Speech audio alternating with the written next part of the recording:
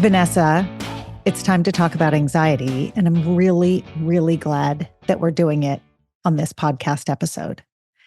We have a wonderful guest, but before we introduce her, I want to read a quote from an article that came out in the American Psychological Association in October of 2022. So there's some newer data still, but I think this speaks very loudly to why we are tackling anxiety on this particular episode. So this is an article written by Tori DeAngelis. If anyone wants to look it up, it's called Anxiety Among Kids is on the Rise. And this is how it opens. Even before the COVID-19 pandemic, growing numbers of young people were experiencing high rates of clinical level anxiety. About 11.6% of kids had anxiety in 2012, up 20% from 2007.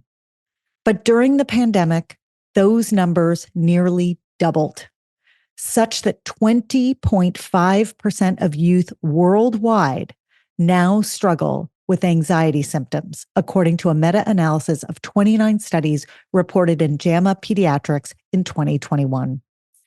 Besides COVID-related stressors like social isolation, missed milestones, and increased family tension, background stressors such as school shootings, political unrest, and the war in Ukraine have likely fueled these increases. So now we welcome Amy Killy. Amy was introduced to us by a whole range of people we love and respect. You will hear about Amy's innovative approach to giving caregivers tools and strategies for helping the kids in their lives manage their anxiety. And we know this is a really weighty issue for so many of you and have no doubt that this episode will be helpful to you all. Amy, it is so wonderful to have you here. Thank you for joining us. Thanks for having me. I really appreciate being here. There's like 4 million people who connected us to you and who know you and who all love you. And our listeners will be able to understand why by the end of this episode.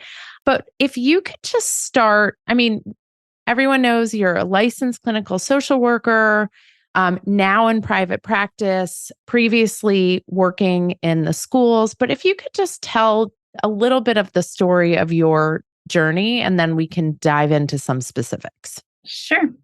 And again, I'm really happy to be here. So thanks for having me.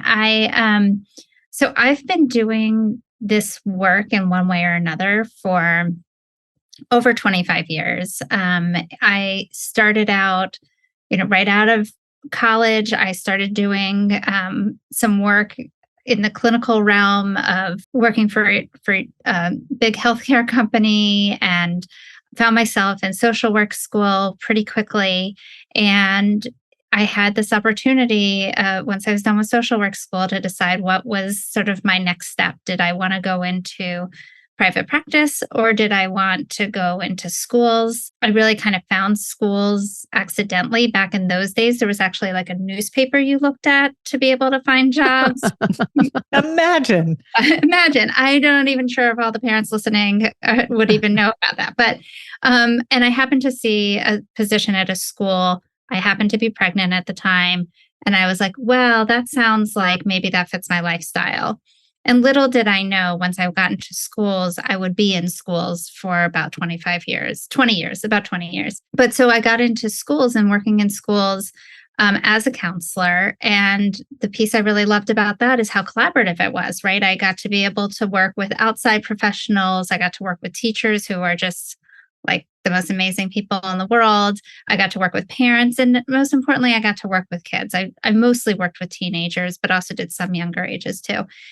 And then after about 20 years of working in schools, I had someone called me and said, we're starting this intensive outpatient program, and we would love for you to help us out and get that going. And it was really interesting to me to do that because part of my work in schools is I also did a lot of programming, and I did a lot of work around drugs and alcohol and putting programming around that. I did a lot around consent and sexual assault. I did a lot of service work. I did a lot of other sort of programming. I had a whole parent education series that I ran. So it seemed really interesting. So 2 years ago, I left schools to become the clinical director at an intensive outpatient program. And with Jennifer Weaver, where I work now, we developed an intensive outpatient program for teens. And one of the things that we felt like was really important was no teen could be there without a parent also participating, because we know how important families are.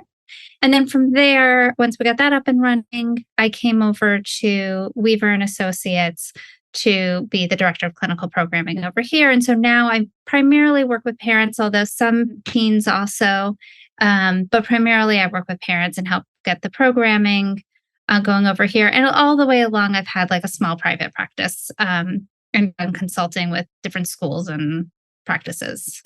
So you've been boots on the ground as the arc of mental health has shifted. Right? Yes. I mean, right? You're like right. in it over the last quarter of a century. There are a lot of reasons that we invited you on this podcast. This is one of them. That is gold, that you were on the front lines of this in schools, in practice, and you continue to be. And as a parent raising her own kids, can you use your very special lens, your multi-layered lens, to help us to understand a little bit about the epidemic of depression and anxiety? Because we are all reading what's being put out, showing, study after study, that more kids and adults are falling into the diagnostic category of being depressed or being anxious. But from someone who really has a front row seat, how big has this problem become, or is it overblown? Mm-hmm. It's not overblown. That's for sure. It's big. It's intense. It is palpable. I started my career before 9/11, and if you think about, at least I'm in the DC area, and so 9/11 hit, and a couple of years later we had all the snipers in our area. We've had some major sort of environmental catastrophes. We've had the cell phone come on, on play here. But life has changed as we know it over some real critical years, not just for kids, but for parents. And so how we engage in parenting has shifted over these years, and the world for kids have shifted over the years. And the environmental landscape has shifted, the political landscape has shifted, the sort of family and social landscape has shifted. And the truth is, anxiety and depression, the rate that we were seeing even before the pandemic was increasing. And even before the pandemic, there were organizations popping up to really help talk about, like, what's the rat race that we're in, that our kids are in. There's this great out of Stanford's School of Education, Challenge Success. I think I was talking to them 10, 15 years ago even, and talking about what's going on even with the college admissions process and how that's driving life for so many teens and younger kids. And the truth is, over these years, the kids who we're hearing about who are having even suicidal thoughts or even attempts or real intent in some way is getting younger and younger and younger. And we're also learning more. We know more about autism. We know more about eating disorders. We know more about depression, about ADHD. I mean, 25 years ago, you hardly talked even about ADHD the way that you do now.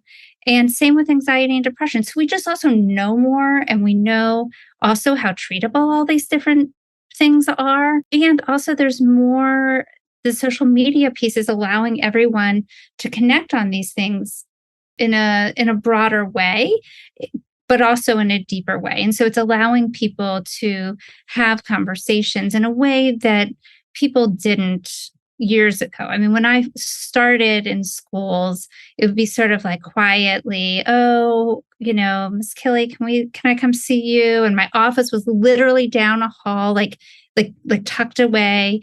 And then when I moved to the last school where I worked, it was kind of central, and kids would yell down the hall to me, Amy, am I gonna see you during fourth period? I was like, oh yeah, I guess. And so it really changed. People were able to talk about these things. But the pendulum is sort of swinging. So it is increasing and the intensity is increasing. But we're now sort of at this point where I think we have to really think about how we're addressing it, because I think parents now inadvertently are sort of walking on eggshells around these things and are worried about really wanting to protect their children, because the world is kind of wild out there, and it can be kind of scary. And so inadvertently, I think we are, at least around anxiety, kind of fostering a little bit more anxiety, again, totally accidentally, and actually done out of like love and care, but it's sort of building up when I don't think that's our intention. So let's talk about that a little bit, because seeing our children in pain, seeing our children struggle is, for my experience, the hardest thing to go through. There is nothing more painful to me than watching my kid have a really hard time.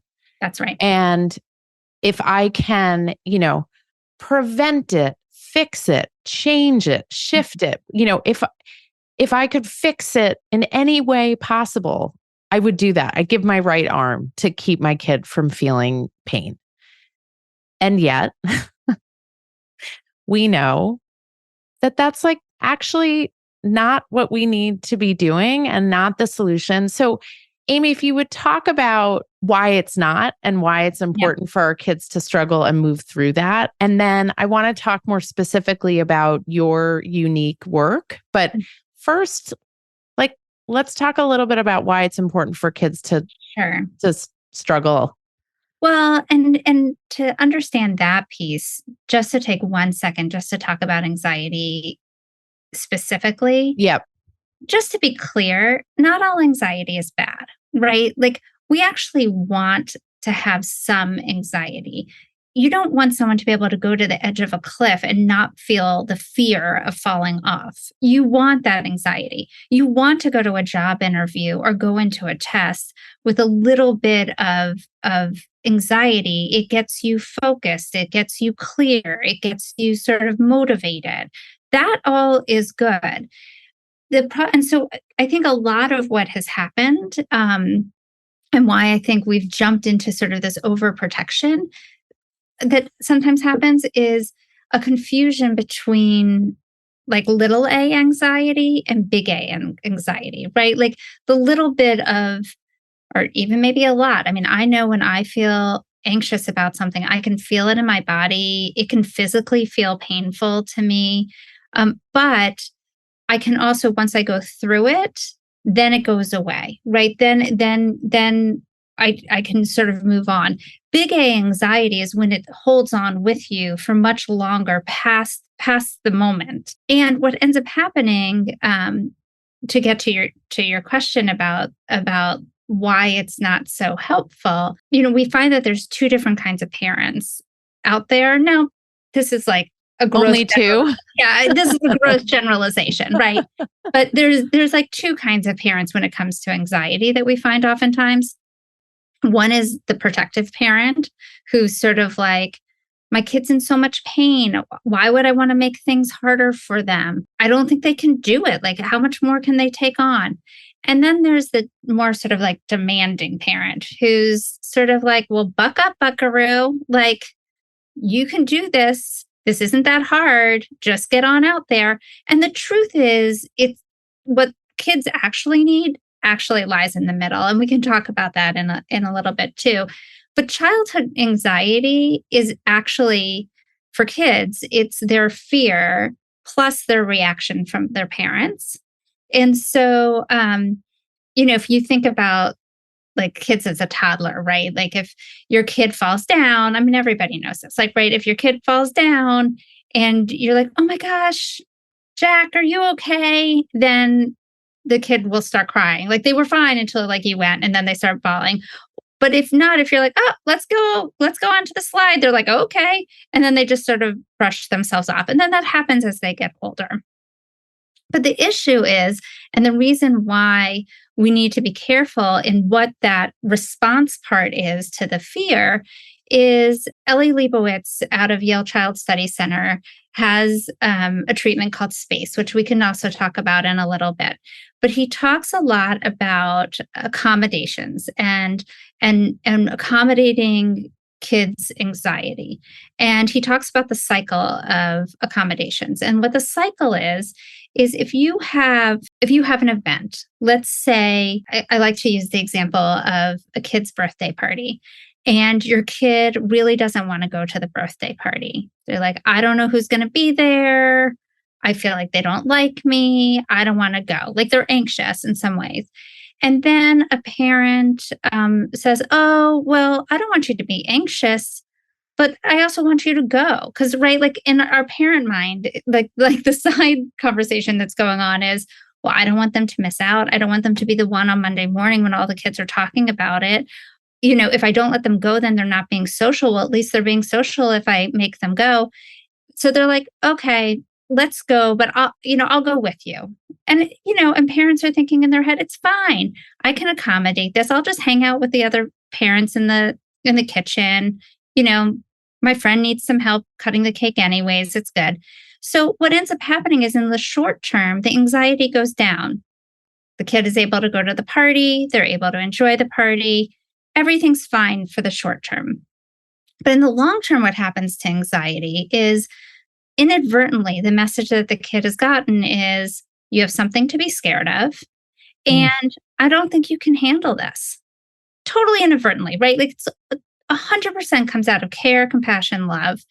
And so then what happens is next time something comes up that's hard, that feeling of anxiety broadens. It might transfer to other situations. So it might not just be the next birthday party where little Janie is saying, oh, well, not only do I need you to come to the birthday party, but I need you to be outside in the backyard with me. Or maybe it's like, I can't go on the field trip unless you're there, or I can't go to my friend's house unless you come. And so they end up needing to have more of that reassurance to be able to meet that feeling of how am I going to manage my anxiety, because they can't tolerate that feeling. And we as parents haven't given them the message that we think they can handle it. Is there a maximally vulnerable age where you see that if a parent, and because I know we're going to get this question from our listeners, so I'm trying to get you to answer it because I am not equipped to answer it. Sure. Maybe Vanessa is. So big head nod, no. So is there an age at which you see maximum vulnerability? And if parents can step in at that point, it's more redirectable and solvable. And beyond which that point, you end up crossing this threshold into a kind of anxiety that will require treatment? Or is it personality dependent and temperament dependent and birth order dependent and parent style dependent and all of those other things? I think it has a lot to do with a lot of different things. And I don't think even if your kid is a young adult, that there isn't opportunities to step in and interact in a different way that can help them manage their anxiety. And certainly the sooner that you can step in and be aware of your child's temperament and be aware of how are you validating how they feel and making sure that kids don't feel, sometimes what happens is I think we talk about validation, about, how do you validate someone else's feelings? And I think that is like near to an impossible task. There's these authors, Pat Harvey and Britt Rathbone, who wrote a book called Raising a Teen Who Has Intense Emotions. And Pat Harvey has another one that's Raising a Child with Intense Emotions. They're both really similar.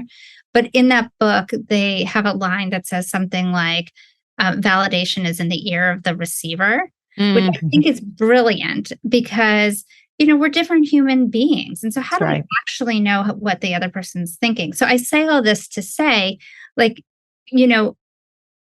there are things that people can be doing early on that will set the stage to be able to intervene along the way, but that doesn't mean you can't intervene at other times. Right. And the other thing is, I would imagine in your experience, when parents do try to give their kids permission to feel all the feels and go to the party without them and kind of go through that, it's not necessarily going to work out perfectly the first or second or third time. And so there's also a learning curve for the parents. It's not only not going to necessarily work out for the kid the way the kid wants, it also might not work out the way the parent wants. And that's part of what's really tricky is how do you help your kids learn how to tolerate their own feelings and be willing to let them figure out how to tolerate it in the way that works for them. That's the piece that can be really hard. And I think it does come with really recognizing what's your kid's temperament. I think that that's really important. I think it comes at really focusing on what is your relationship with your child and how do you build that relationship with your child in a way that's like meaningful and authentic and where there's both structures and support and a foundation, but that you're not actually building the house. There's Jennifer Weaver, who also has her book coming out soon, Raising a Child Who Can. She talks about in there the idea of sculpting versus like being a sculptor versus being a gardener, right? And so like you want to figure out how are you a gardener and watering the seeds and not a sculptor where you're trying to create your child into being who you think they should be. So Amy, let's give people an example. Okay. So we know, let's use the example of your kid, your middle school kid is supposed to go to some weekend program. And they're like, I don't want to go because I don't know anyone and none of my friends are going. And I'm like, I'm so uncomfortable. And, why are you making me do this? And you don't listen to me. And I've told you this before, right? Like you're in that charming cycle.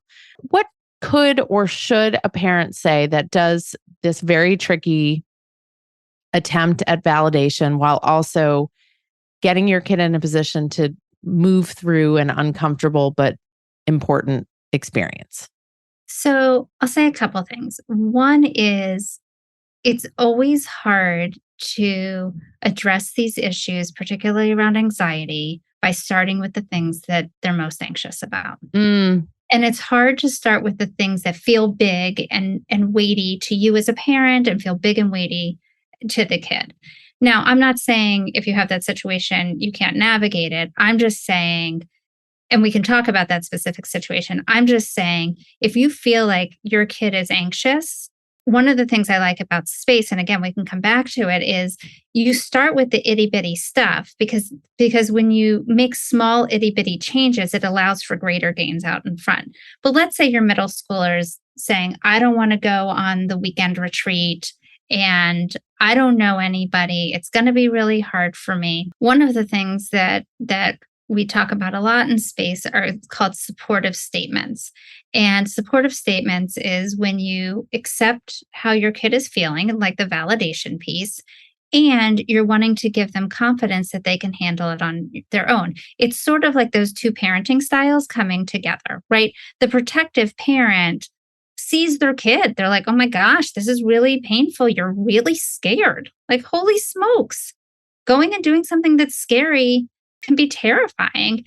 And then you take the demanding buck up, buckaroo kind of attitude and say, and I know you're going to be able to handle it. And it's not about like, you're going to be able to go to the retreat and have a good time and meet tons of friends. It's about you can go to the retreat and tolerate those feelings of being very unsure, feeling, self-conscious, of being anxious about how the friendships are working out.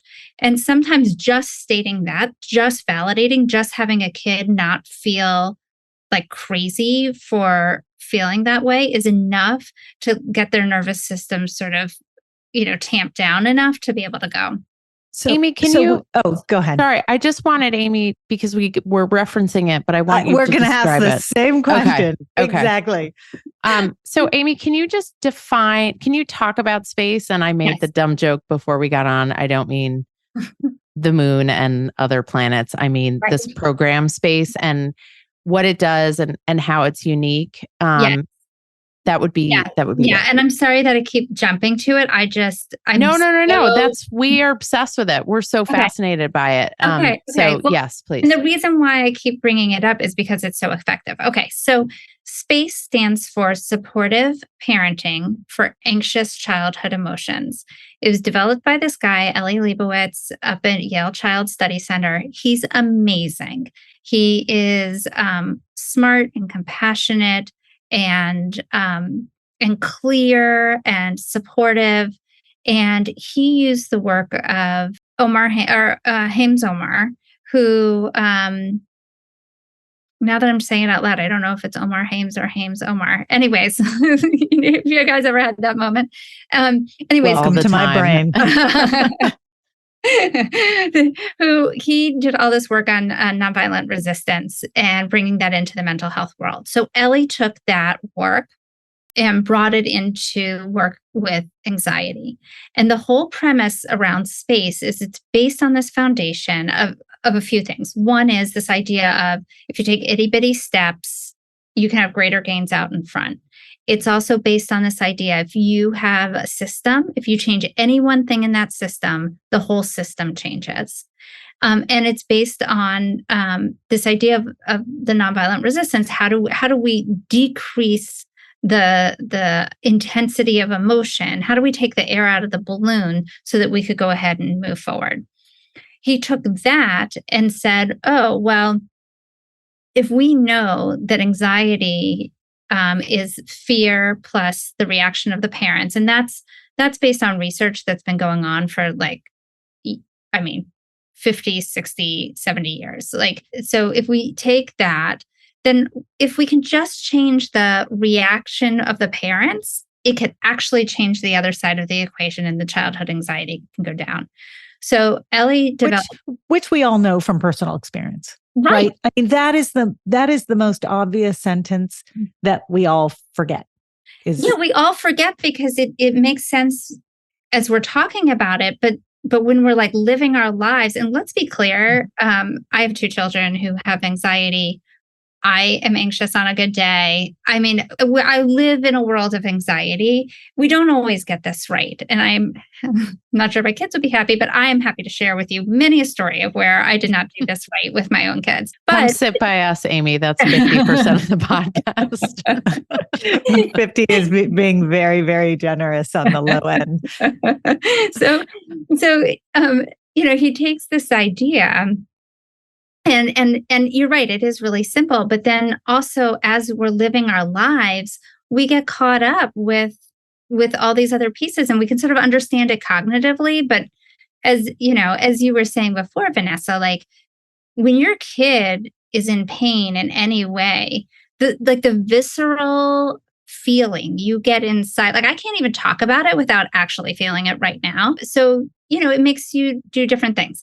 But so he took all those ideas and he came up with 2 basic components that we use when we're using SPACE.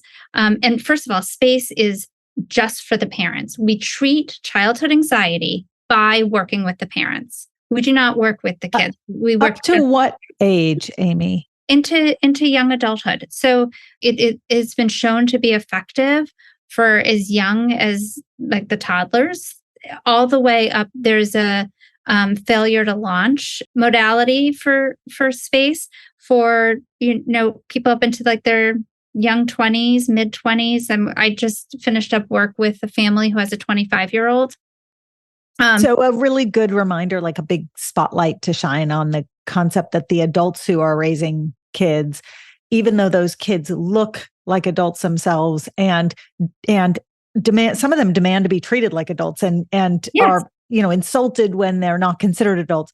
still the data is very clear that the adult influence on those kids is primary, right? Yeah, especially when they're at this place where, they might be demanding to be treated as adults, but they're really not functioning, right? Like maybe they're having a hard time keeping their job. Maybe they're living at home and don't have a job. Maybe they can't get to school every day. Maybe they've had to come home from college for one reason or another and just sit in their room all day. Right. Maybe their executive function is just developmentally normal and is not where it is when you hit 30 and you're actually a very consequential thinker, right? Yeah. And the other thing, you had asked me before about sort of how I've seen people, these issues develop over the years. I noticed kids coming up younger and younger through the years. So a senior in 2020 was much sort of younger developmentally than when I saw someone in the year 2000. They just are growing up younger and younger. And so Ellie took all of these concepts and these ideas, and there's like two main components that parents learn with space. One is called supportive statements, and that's this idea of how do you provide validation and acceptance while also giving them confidence that not that they can get their homework done on their own, but that they can tolerate that anxious feeling and be able to get through that to be able to get to the other side.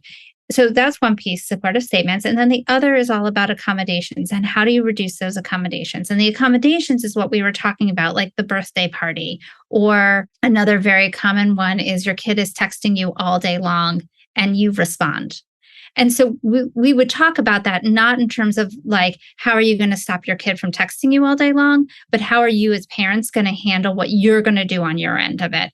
I want to talk about this because we hear from parents all the time about this very, very specific issue. And they're like out to dinner and like, oh, my kid won't stop texting me. Just give me a second. I got to respond to this. Or like, you're in a work meeting and they're like, oh, sorry, I got to deal with this or whatever it is. It's so common, Amy. And I'm dying to know your advice. And by when you say accommodations, you don't mean academic accommodations. You mean accommodations specifically for kids' anxious feelings. Right. We need to be very clear about that because accommodations for learning disabilities, accommodations for ADHD, they have been shown to be able to help level the playing field. Those accommodations, if you have a math disorder that you need to have a calculator, that is an appropriate accommodation. We use that word, and in schools all the time now, people are, quote unquote, accommodating anxiety by giving extra time, by giving additional days to get homework done. And somehow we've adopted that word for anxiety. But the truth is, research has shown over and over and over, accommodating anxiety actually just makes the anxiety get bigger, not smaller. For the same reason that we just said around like that birthday party example, it gives the kid a message that they can't handle it. And it gives them the message that we don't have faith in them, that they can, that they can't handle it and that they have something to be scared of. So just to clarify even more, so would you say that the data supports the fact then that it's not just a parent kind of booing their kid up when their kid feels uncomfortable, but it's also the whole system we've put in place around kids with anxiety and including what happens in the schools? Is there a better way to help kids with there are two kinds of anxiety, right? Lowercase a, uppercase a. So let's take the uppercase a child who's got anxiety that's interfering with their life. Is there a better way outside of the home for the world in which these kids are operating to support them and to help them? To get to that question by a little bit answering the question about the texting too, is this idea that one thing I like about space and actually the folks up at Yale are doing a lot of work about space in schools, and we're going to have training down here in DC around space in schools. LA is coming down here to do that, is that there are ways for the adults to make changes in how they are responding to the kids. Space is not about asking the kids to do anything. It's about what can you do?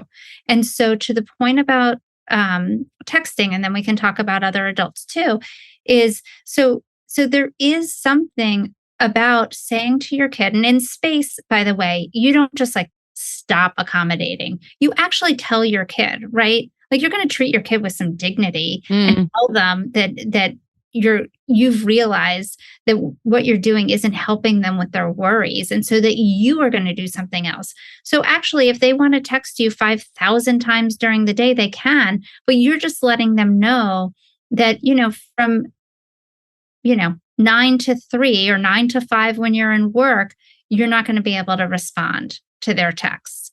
I did that with my mother. It works for older parents as well as our children. It worked. Well, it's funny, Kara, that you said that, because I've heard people say that they use this concept around either using supportive statements or accommodations with a friend or with a coworker or with their mother, and it really works. And then it gives them the confidence, like, oh, actually, maybe I can do this with my kids too. Oh, that's interesting. And to answer your question about them, what about other adults too? Yeah, in schools, first of all, schools are just beautiful communities, right? Like it's such like this microcosm community. Schools work so hard to make that a loving, caring place where kids can feel safe to learn, and use those communities and use the connections between the parents and the kids wherever you can, and give kids the message that they can handle it. It's actually okay if they are feeling anxious to sit and do the work that they need to do and feel anxious at the same time. And we have to be giving them the messages that it's okay if they get a C. Right. So, Amy, I'm an 11th grade teacher, and my you wear so many hats. I'm a polymath.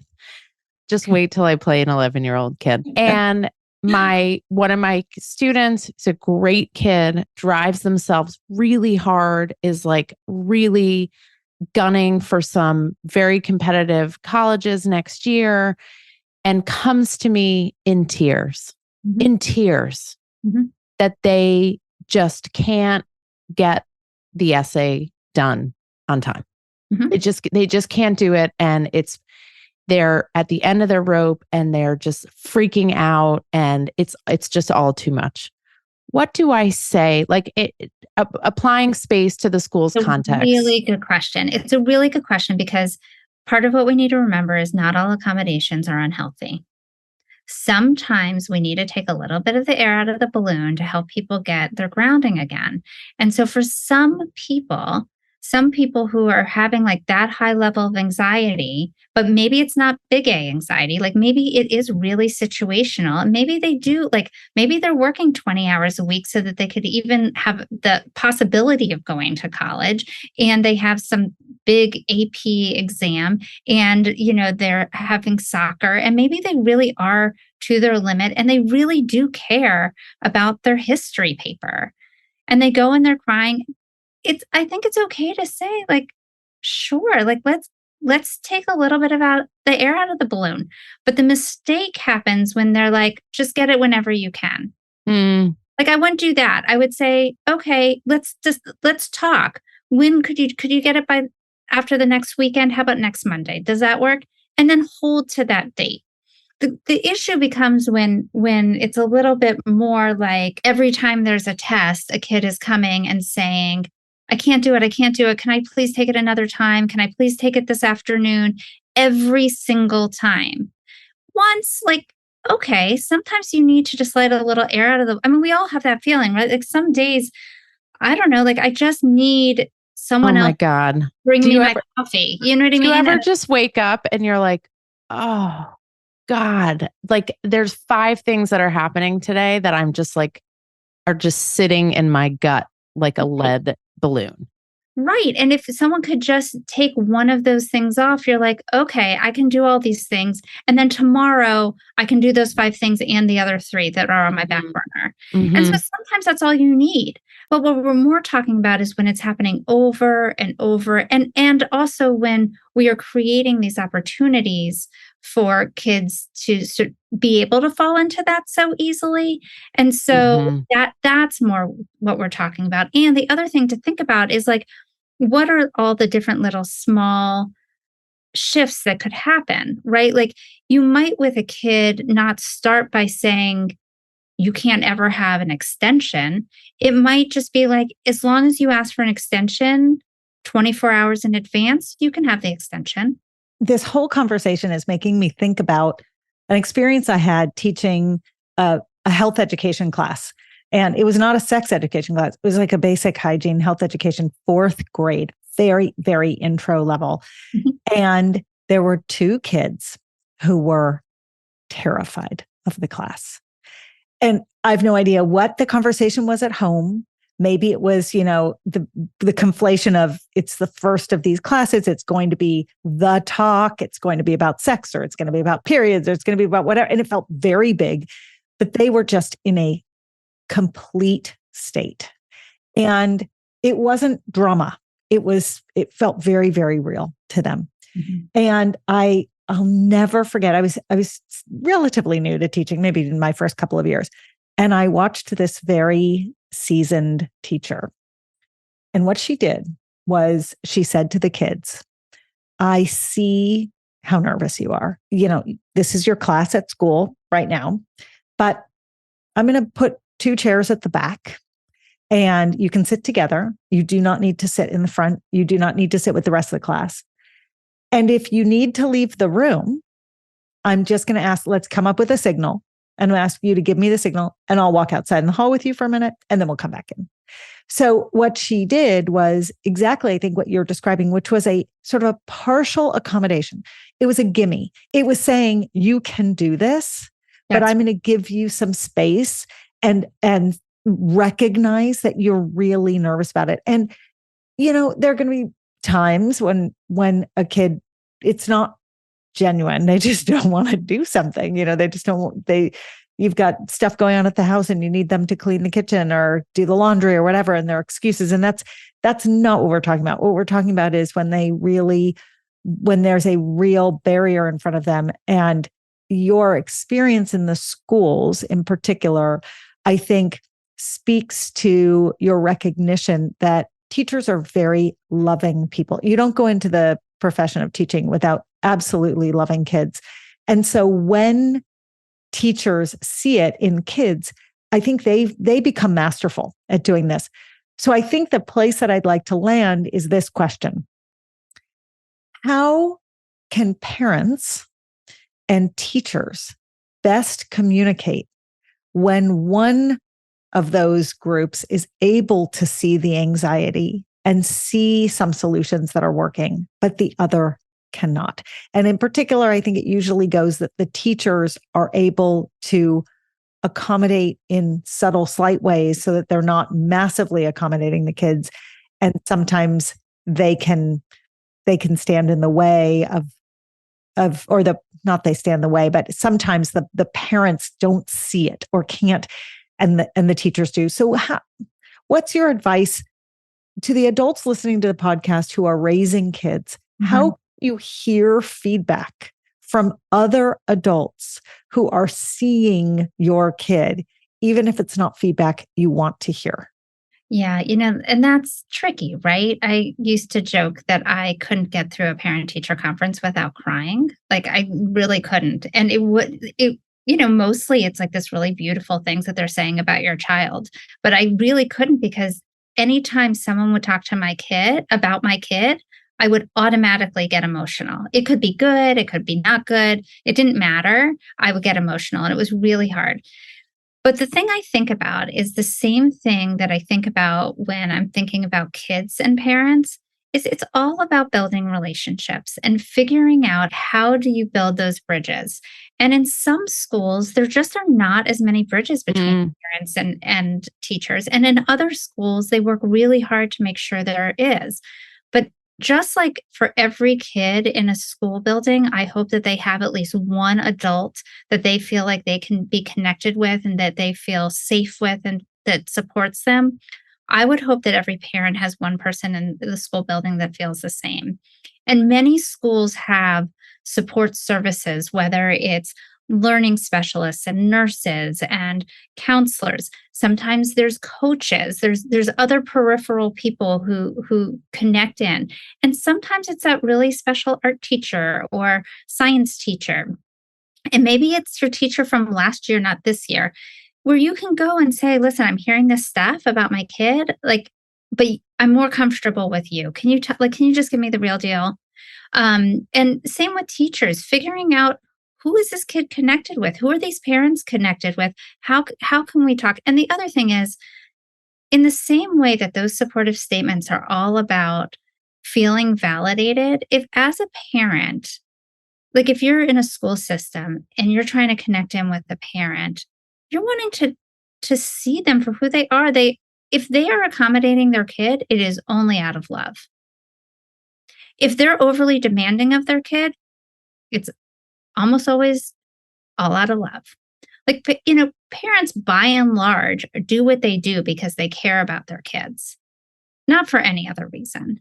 Oh, so true. I mean, there's always a story, Amy, right? There's always a story behind how people are reacting, how they're managing situations. And if we start from a place of empathy and generosity of spirit and assume the teacher is trying their best to love and support a kid, that the parent is trying their best to encourage and support a kid, rather than assuming everyone's doing a crappy job, we all come to it with our stories. And I think understanding that and starting from that place allows us all to do a better job. Yeah, when I think about things like this, like how do we connect over difference or school systems or even family systems, the values that I think about often are stability. Like how are we creating stability? How are we doing what we're doing with integrity? How are we doing it with some humility? How are we doing it with some grace? And how are we doing it with collaboration? And those, to me, are those 5 values are the ones to me that help just sort of clear the way.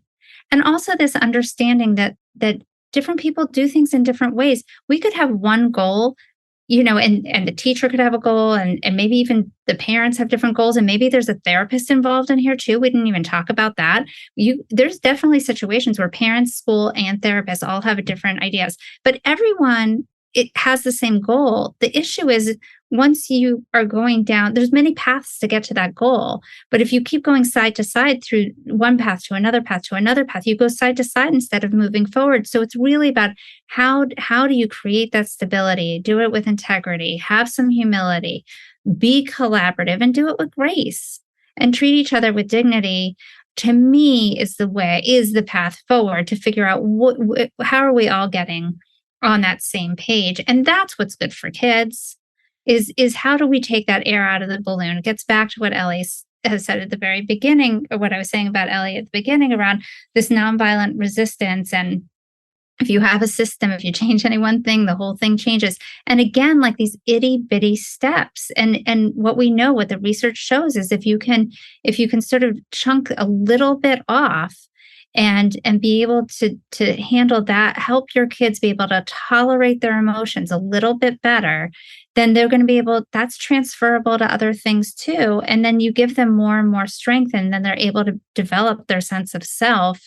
And the more they are competent, more they have connections, the more they have autonomy, the better sense of self and more motivation they'll have on the inside, the better they'll feel about themselves and be able to move forward on that path on their own. That's a wonderful place to land, Amy. Thank you so much. Well, this has really been a pleasure. I really enjoyed talking with the two of you. We will link in the show notes to all sorts of resources that you mentioned. It's an incredible thing to listen as wearing the parent hat and to think about what our role is as our kids, especially as our kids get older, and how, there's this philosophy of just get out of their way, right? And so how do we get out of their way and support them, not accommodate them at the same time? Thank you. Thank you. Thank you. Thanks, Amy. We absolutely love hearing your feedback and getting all your questions. So anytime you want to be in touch, email us at thepubertypodcast@gmail.com. If you're looking for great puberty products like the shorts or the socks or the bra, you get the theme there, go to myumla.com. If you want more content, you love what we do on the Puberty Podcast, and you want to have us come speak or learn more about our book or subscribe to our amazing newsletter, The Awkward Roller Coaster, go to orderofmagnitude.co. Remember, it's .co because we don't have enough money to buy .com yet.